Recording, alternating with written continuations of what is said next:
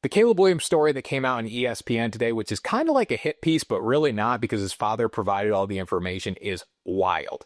Now, if you haven't read it yet, I'm going to link it down in the description below. It's called Caleb Williams Sought Ways Around Going to the Chicago Bears, and it's part of a bigger project called American Kings, a biography of the quarterback by ESPN senior writer Seth Wickersham. Now, the premise of the article comes out right away. It says, quarterback Caleb Williams was so concerned about being picked by the Chicago Bears in 2024 that he and his family weighed circumventing the entire NFL draft, consulting with lawyers to figure out a way around the league's collective bargaining agreement while considering signing with the United Football League. There's going to be more obviously revealed in the book, but the fact that he wanted to sign with the United Football League, immediate red flag.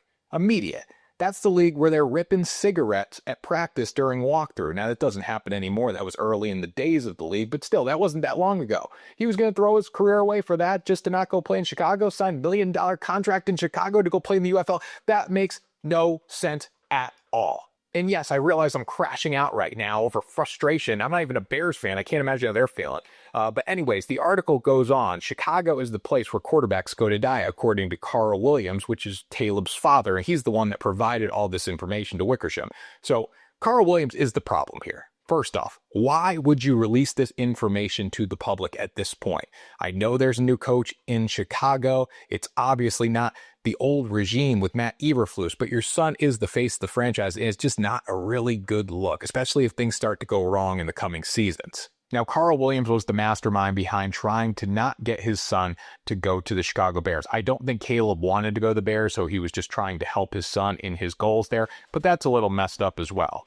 Heading into the 2024 draft, Carl Williams told many agents that he didn't want his son playing for the Bears. Now, Caleb Williams was this generational prospect. It's not like Chicago was going to pass up on him, but he still told agents that he did not want his son going there. And then Caleb actually met with the Minnesota Vikings, and he met with Kevin O'Connell. And after that meeting, he came out and said, I need to go to the Vikings. Now, his father said, let's do it. But the actions behind that were very bad. He was thinking about strong-arming the organization and trying to get them to trade their pick to the Minnesota Vikings. What power does Carl Williams have in this? That was a crazy thought to even have.